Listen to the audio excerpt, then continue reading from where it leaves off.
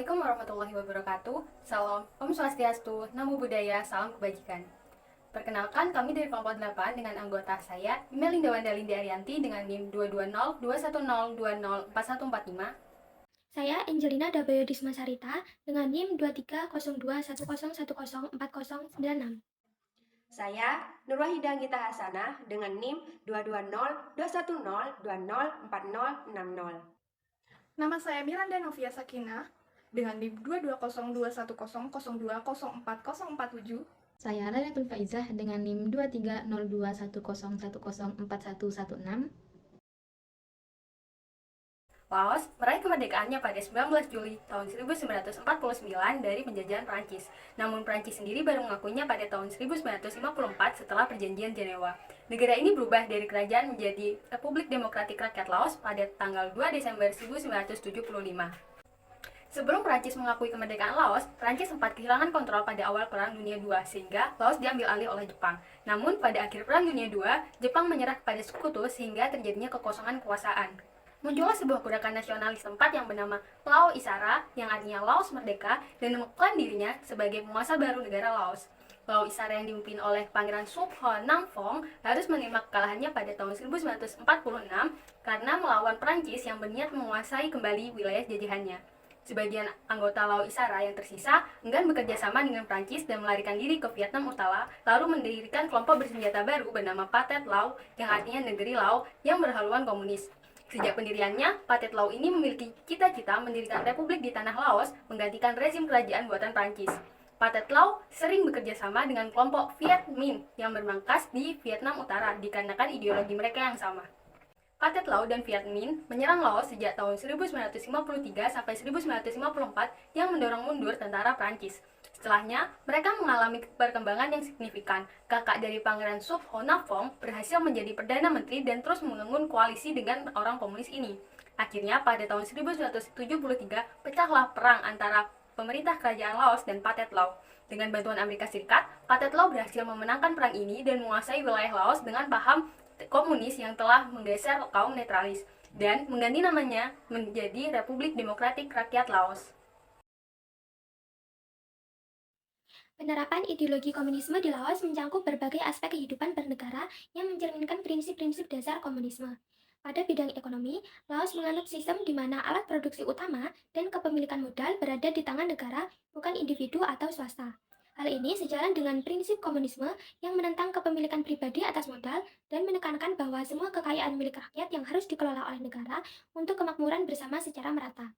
Komunisme di Laos juga menyebabkan sistem ekonomi yang terpusat di pemerintah. Negara ini awalnya memiliki sistem ekonomi berbasis perekonomian tradisional yang kemudian diganti dengan ekonomi yang lebih modern pada tahun 1986. Dalam lingkup politik, Laos menerapkan sistem kediktatoran partai tunggal, yaitu Partai Revolusioner Rakyat Laos atau PRRL, sebagai pemegang kekuasaan tertinggi. Sistem ini bertujuan untuk menjaga kelanggengan tatanan sosialis dan mencegah munculnya paham liberal yang dapat mengancam ideologi komunis. Dengan demikian, kebebasan berpolitik dan berdemokrasi bagi rakyat menjadi sangat terbatas. Pemerintah Laos mengendalikan seluruh aspek kehidupan di negara tersebut termasuk politik, ekonomi, dan juga sosial. Sementara itu, aspek sosial komunisme di Laos difokuskan pada upaya mengubah peran buruh dalam masyarakat agar selaras dengan prinsip-prinsip komunis. Perubahan sosial ini hanya dapat diwujudkan jika berada di bawah kendali dan arahan dari Partai Komunis yang berperan sebagai think tank perubahan tersebut. Pengendalian sosial yang otoriter oleh pemerintah Laos telah menyebabkan komunitas Muslim Jinhao perlahan bermigrasi keluar dari negara itu, serta pusat kota Vientiane dan Luang Prabang yang dahulu banyak dijumpai komunitas Muslim perlahan memudar sejak tahun 1960-an. Dan secara ideologis, komunisme di Laos berpijak pada ajaran Marxisme, Leninisme yang digagas oleh Lenin. Ideologi ini menjadi pedoman bagi partai-partai komunis di seluruh dunia dan memiliki ciri-ciri inti masyarakat komunis seperti penolakan terhadap kapitalisme, perjuangan kelas, dan kontrol negara atas segala aspek kehidupan yang meskipun demikian pada tahun 1991, Laos mengadopsi konstitusi yang menjamin hak asasi manusia yang merupakan langkah menuju reformasi di bidang politik dan juga sosial. Perbandingan kelebihan dan kekurangan ideologi Laos dan Vietnam. Yang pertama, dalam bidang ekonomi. Kelebihannya adalah Laos lebih berfokus pada stabilitas politik, pertumbuhan ekonomi, dan peningkatan infrastruktur. Sedangkan pada Vietnam, pada pertumbuhan ekonomi yang cepat, investasi asing, dan peningkatan standar hidup. Kekurangannya adalah Laos memiliki ketergantungan pada bantuan luar negeri dan kurangnya inovasi dan disertifikasi. Sedangkan Vietnam adalah masalah lingkungan, ketimpangan sosial, dan tantangan korupsi. Yang kedua, dalam bidang politik. Kelebihannya adalah Laos lebih berfokus pada stabilitas politik dan kontrol pemerintah, sedangkan Vietnam pada stabilitas politik relatif dan keterlibatan masyarakat dalam pembangunan. Laos dan Vietnam sama-sama memiliki kekurangan dalam kebebasan berpolitik dan kurangnya partisipasi politik serta penindasan pada oposisi politik. Yang ketiga, dalam bidang sosial. Kelebihannya adalah Laos lebih berfokus pada kesejahteraan sosial, solidaritas sosial, dan pembangunan pedesaan. Sedangkan Vietnam pada pendidikan dan kesehatan, pertumbuhan ekonomi yang pesat, dan keberlanjutan lingkungan. Laos dan Vietnam sama-sama memiliki kekurangan dalam kebebasan berpolitik dan ketidaksetaraan sosial, serta keterbatasan inovasi dan juga korupsi. Yang keempat, dalam bidang ideologi atau pemikiran. Kelebihannya adalah Laos lebih berfokus pada kesetaraan sosial, stabilitas politik, dan solidaritas sosial. Sedangkan Vietnam pada pertumbuhan ekonomi yang pesat, stabilitas politik relatif, dan pembangunan infrastruktur. Kekurangannya adalah Laos menerapkan pembatasan kebebasan berpendapat, tertinggal dalam pembangunan ekonomi, dan terganggunya hak asasi manusia. Sedangkan Vietnam adalah pembatasan kebebasan berpolitik, korupsi, dan ketidaksetaraan sosial. Secara teoritis, ideologi komunis dapat diterapkan di Indonesia. Namun, ada banyak faktor yang perlu dipertimbangkan. Seperti yang pertama, dalam konteks sejarah. Indonesia memiliki sejarah kelam dengan Partai Komunis Indonesia atau yang disebut dengan PKI. Penerapan komunis bisa menimbulkan trauma dan perpecahan. Yang kedua, dalam keragaman. Indonesia memiliki penduduk yang jauh lebih besar dan lebih beragam dibandingkan dengan negara Laos. Penerapan komunis mungkin akan menghadapi banyak tantangan tersendiri di Indonesia. Dan yang ketiga, dalam relevansi komunisme. Komunisme sebagai ideologi sudah banyak ditinggalkan, keberhasilannya pun masih diperdebatkan. Nah, selain banyak faktor yang perlu dipertimbangkan, adapun penerapannya akan memerlukan perubahan besar dalam sistem politik, ekonomi, dan sosial yang kemungkinan akan menghadapi banyak tantangan. Di antaranya, yang pertama, perubahan sistem politik. Di Indonesia saat ini menganut sistem demokrasi, sedangkan Laos menganut sistem satu partai. Mengubah sistem politik akan membutuhkan proses yang panjang dan rumit. Yang kedua, dampak ekonomi. Penerapan komunisme dapat berdampak pada ekonomi Indonesia, terutama pada sektor swasta. Yang ketiga, penolakan masyarakat. Ada kemungkinan sebagian besar masyarakat Indonesia akan menolak penerapan komunisme. Perbandingan ideologi komunis Laos dengan Pancasila di Indonesia memiliki perbedaan fundamental dalam berbagai aspek. Dan yang kami bahas ada 4 aspek. Yang pertama, aspek ekonomi. Dalam komunis Laos menganut sistem ekonomi terancana, di mana negara memiliki kontrol penuh atas produksi dan distribusi barang dan jasa. Tujuannya adalah untuk mencapai kesetaraan sosial dan menghapus kelas sosial.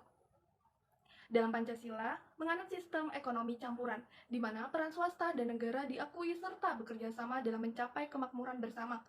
Tujuannya adalah untuk meningkatkan taraf hidup rakyat dan mewujudkan keadilan sosial. Yang kedua, aspek politik. Dalam komunis Laos menganut sistem satu partai, di mana Partai Revolusioner Rakyat Laos atau yang disebut dengan PRRL adalah satu-satunya partai politik yang legal. Tujuannya adalah untuk menjaga stabilitas dan persatuan nasional serta memastikan implementasi ideologi komunis.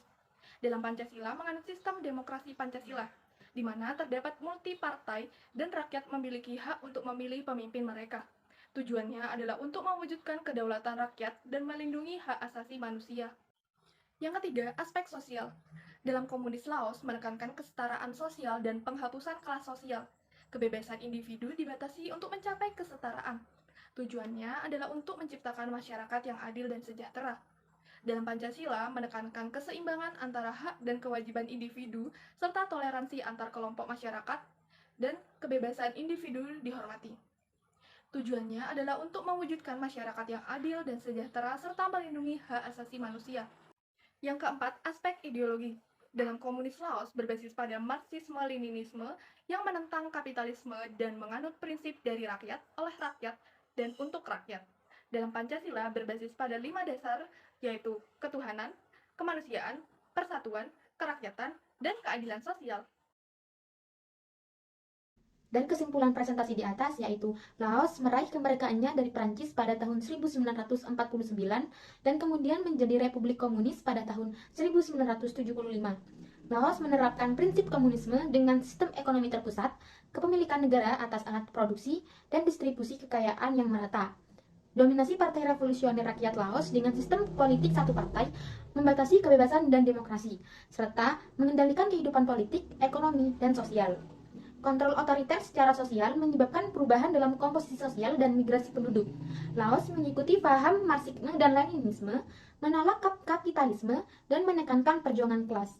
Meskipun konstitusi pada tahun 1991 menjanjikan reformasi politik dan sosial, Laos tetaplah unik dalam menerapkan komunisme, terutama bila dibandingkan dengan Vietnam. Beberapa kebijakannya seperti sistem politik satu partai dan ekonomi terencana dianggap tidak sesuai untuk Indonesia yang mengadopsi demokrasi multipartai, ekonomi pasar bebas, dan kebebasan beragama.